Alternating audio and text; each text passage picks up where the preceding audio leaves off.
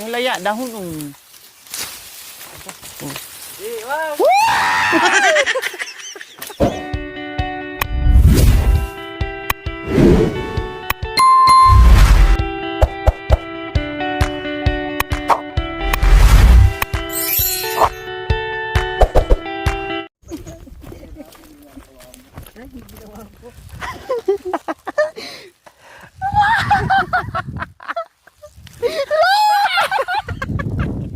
Matakot.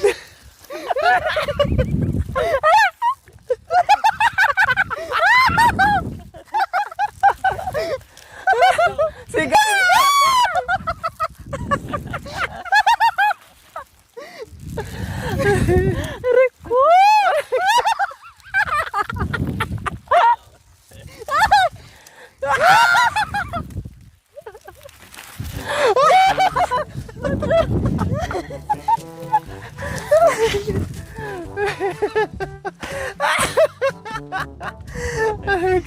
Sarap? Masarap? Lamay mo pa? Ayaw na. Ay, Diyos ko, ikaw talaga Erika ka.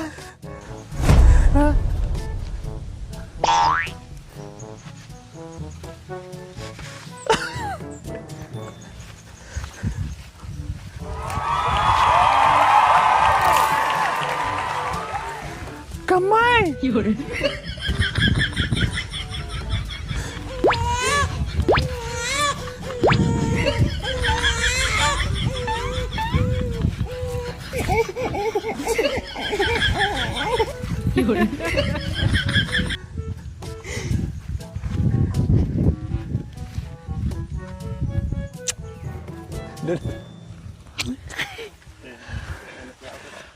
Hello, mga kababayan! Mga kagabayan po. Hello, Hello. mga kababayan! Mga kagabayan po. Ako po, Ako po. ako po, Ako po. si... Erika. Hindi ko pa sinabi si Erika. Sabihin ko ako po si Era, pero sinabi mo ng Erika. Eka!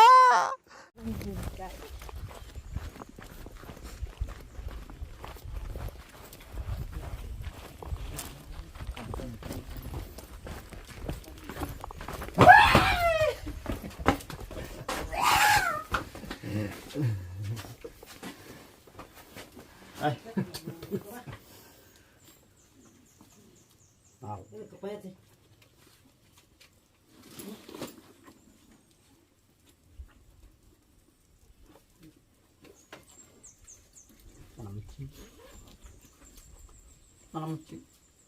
Namitas, namochi, namitas. Ano daw? Namochi, namitas. Oo nga, ano nga. Papaya. Si tatay daw.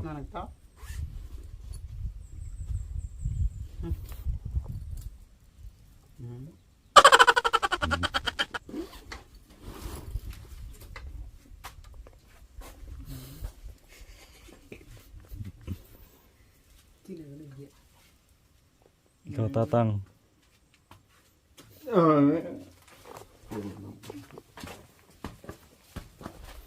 Bigyan mo. Kailang ibang yung pangit pagkahinog eh. Sa ano ako? Ano yan?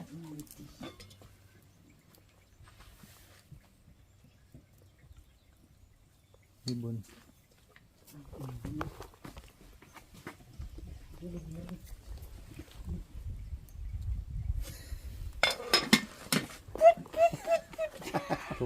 Kukulok.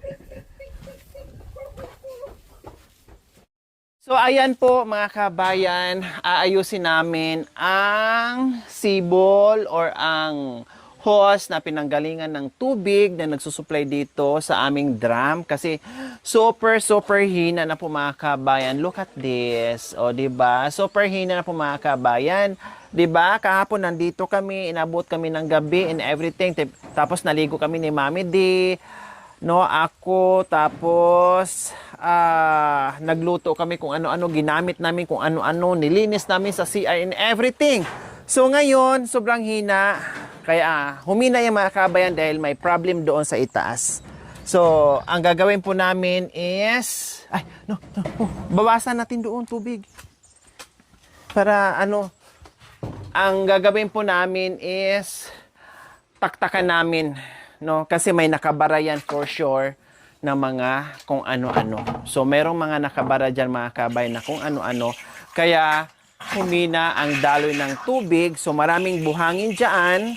Dahil, i-check din namin doon sa itaas yung nakabusal doon sa bunganga ng hose mga kabayan kung ano na nangyari. Baka nalusaw na, nawala na in everything kasi hindi ko na alam. Last time, pinalitan namin yon. No, hindi ko na alam kasi hindi ko na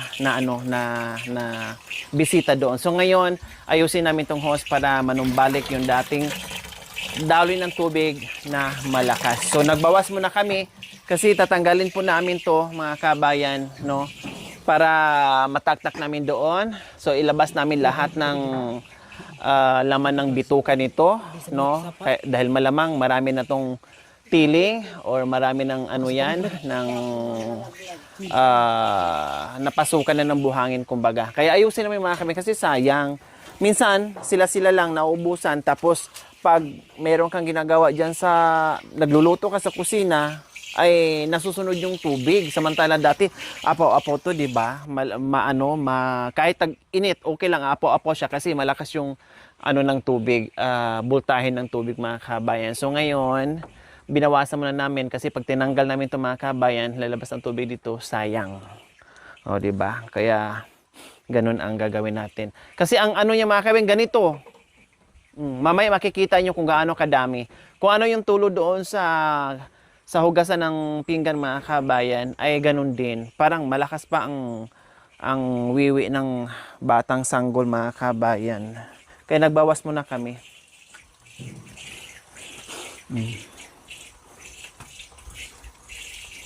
O, di ba? Ang linis na ng CR. Ayos.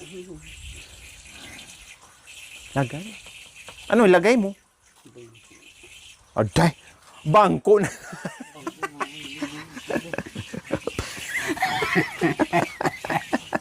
Bangko na naman. Tinanggal nga natin yung bangko dyan. Tapos, ayan na, bangko. Oh. Diyan ka na maglagay. Dito, lagay bangko. Bakit dito mo lagyan ng bangko? Ika. Lagyan mo ng ganyan. Makan yan. Hindi yung dito lalagyan na. Paano kasi mami din nilagyan ng bangko niya yan noon? Pinatanggal ko lang. Kasi pagkatapos sa maligaw, pwede.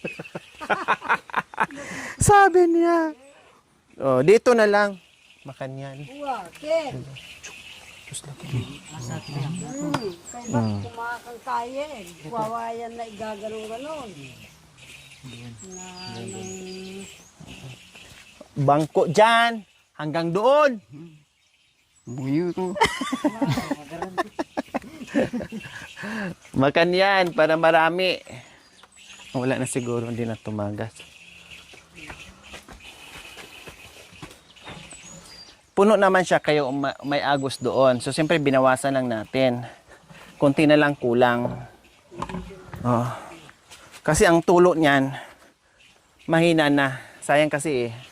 Mamaya ko na hugutin kasi sayang. Matatapon yung tubig.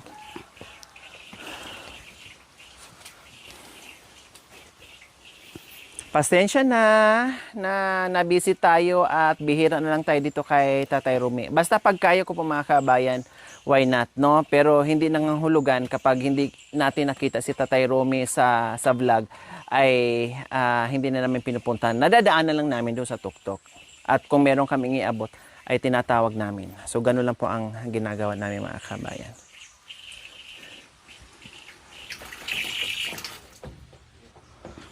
So ayan po mga kabayan, tanggalin na natin. Ayan yung tulo niya oh.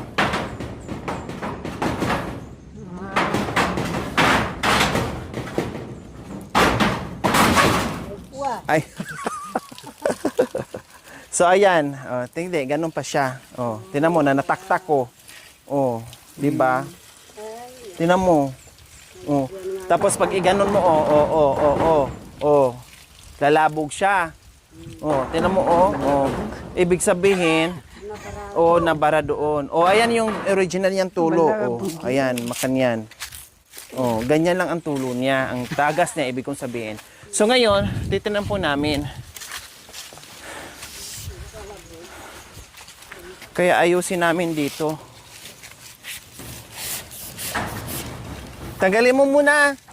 Itaktak natin.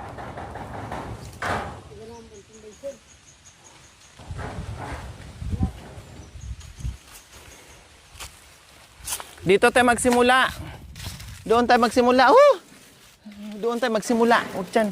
Ganabay sa nailahin. Nay. Mamaya na. Mami, di, dyan ka lang. Bantayin mo dyan kung mayroong tubig.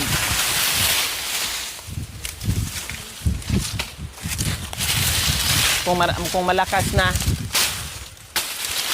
Mayroon kasi yung dugtong dito mga kabayan. Wag. Mayroon kasi dugtong dito. So, tanggalin din namin.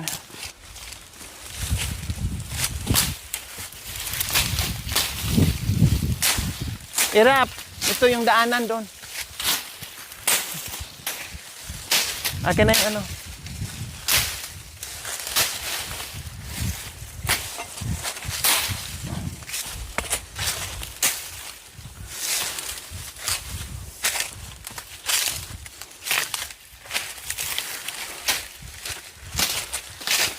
So, i-check namin dito kasi may dugtungan to mga kabayan nandito, oh. Unahin muna namin yung itaas, syempre. Woo! Tiktikan namin, iganyan namin ito mamay. Baka yung matabas mo, yung paa ni Tatay Romy. Dito ka sa kabila.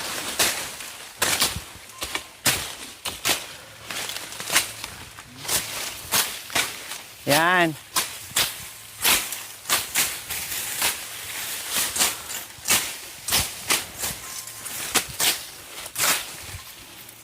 Hindi na kasi ito na-check. Hindi ko alam kung saan. Ah, ito pala yung dugtungan. Oo.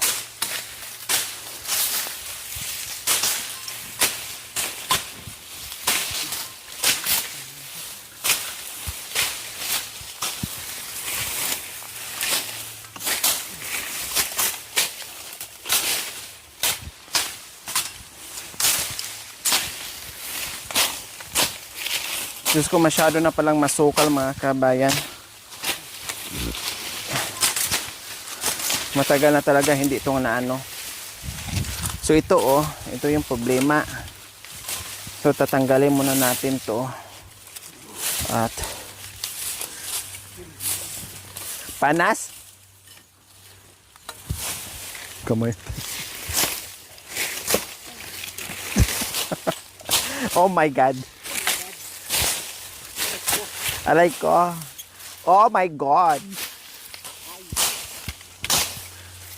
So, lagay lang natin to dito kasi magagamit pa to.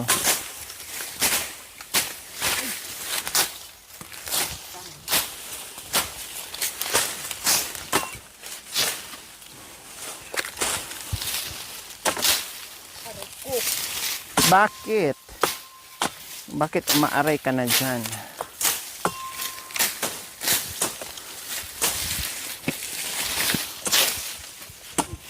Oh, ayan tinan nyo. Oh. Tapos ang hose namin dahil bumagyo nung nakaraan, nadaganan ng malaking kahoy. Oh, ano mo nga doon, Irap. Paki-ano mo nga. Tanggalin mo yung yan. Oh, walang halos lumalabas. Ay, dugtungan.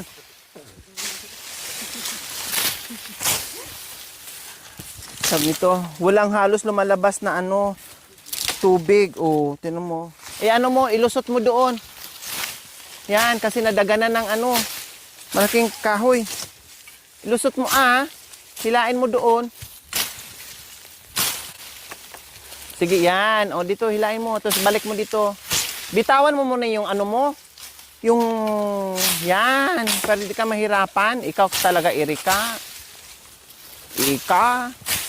O, balik mo dito. Sip-sipin mo yung tubig. Kung may lalabas. Hindi, joke lang. Andali mo na dito. Halika.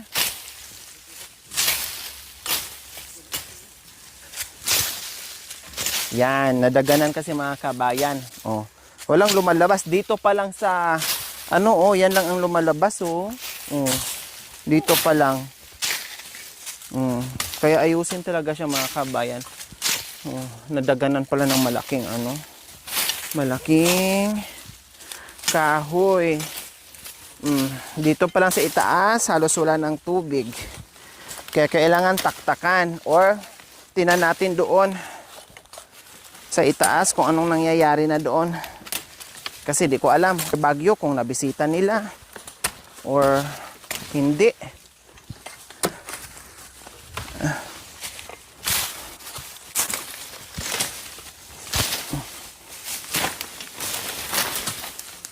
Nadaganan pala.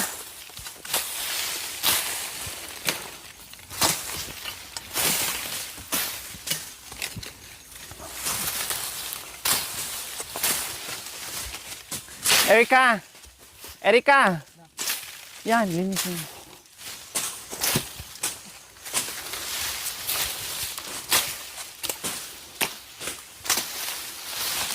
Kasi taktakan natin ito mamaya eh. Itaktak mo.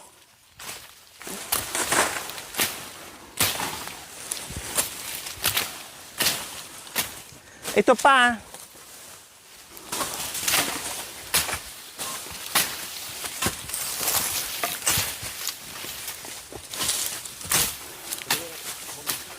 Ano mo yung saging? Yan. Laya. Yung laya, dahon.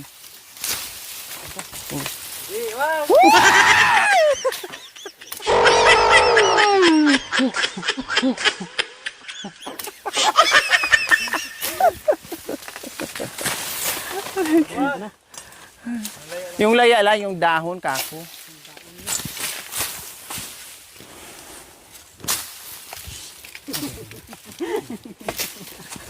Gumaganti ka.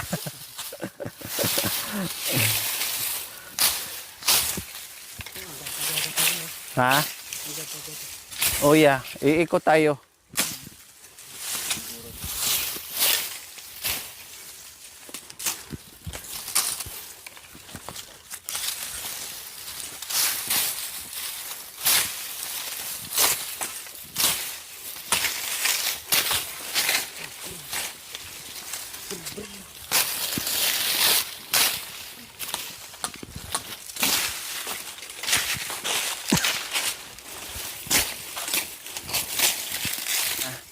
Grabe talaga, pahirapan ng unang linis yan. Ngayon, parang tumubo na lang yung mga nilinis noon. Kaya hindi na siya masyadong makapal at mahirap linis sa mga kabayan. At nandito na kami, nakarating na kami sa ano? Sa itaas.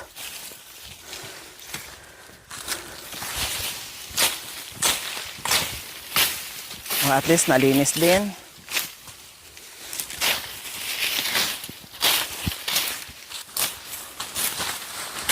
Aday, aday. Para ka namang aso. O dito. Ito yan. Hindi amukaw yan. Latundan. Iba ang amukaw. Yan. Sige, itabi mo yung pinang-anuhan mo ah.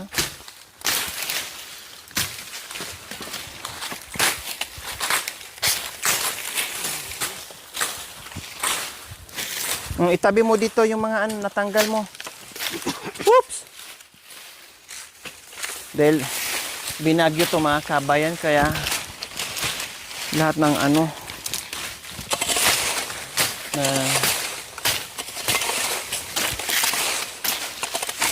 mamaya na yan, yung ito muna, dito muna. Mamaya na yung ano, para hindi malabog. Ito munang mga kaya pala mga kabayan, na-busy kasi sila. Nagtatrabaho sa ano, kaya hindi na naharap.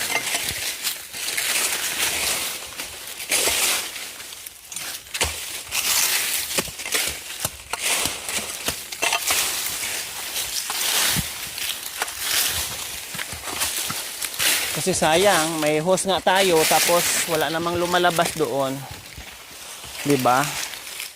Sayang.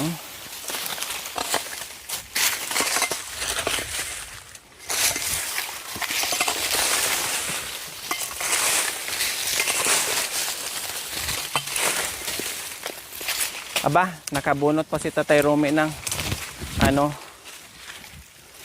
kamuting kahoy.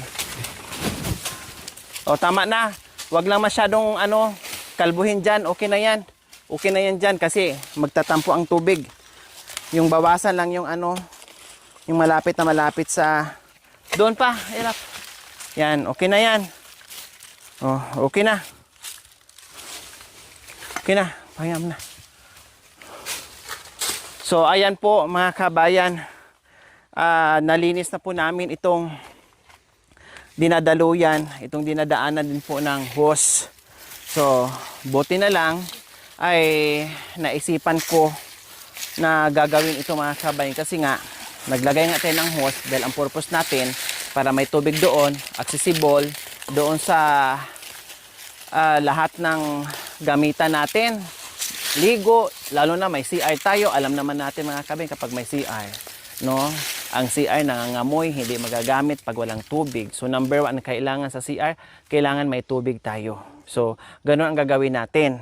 Kaya sabi ko, linisin natin kako dahil kahapon na nandito ako, inabot ako ng gabi, nag-antay kami ng tubig. Sabi ko, anong problema? Bakit kukunti na lang? Kaya tinanong ko, may tubig pa ba doon sa taas? Marami namang tubig. Ayan, apo-apo naman ang tubig mga kabay. No problem naman. No problem naman sa tubig. Ang problema pala ay yung hose na kapiraso na lang ang lumalabas. So, yun ang problem doon mga kabayan. Kaya nandito kami, umakyat at kasama si Kuya Erap. Dahil busy si Kuya Marwin, kahapon pa, hindi ko alam kung umuwi si Marwin kahapon. Dahil merong ginagawa doon sa kabilang bundok, no? Naghanap buhay din. So, very good. No? At hindi ko rin mautusan si Kuya Bentot. Pwede naman. No? Pwede naman. Kailang, syempre naawa na ako dahil super pagod, din puyat, and then hindi rin maiwanan yung uling niya. No? Kasi siyempre tatagal kami dito sa paglilinis. Kaya sabi ko, kami na lang. Kumuha na lang ako ng isa. Nagpa-rescue ako na si Ira po mga kabayan. Para kahit paano ay may katulong dito si Tatay Romy. No? Na hindi masyadong mapagod din si Tatay Romy. So, umakyat kami dito at nakita na namin yung problem.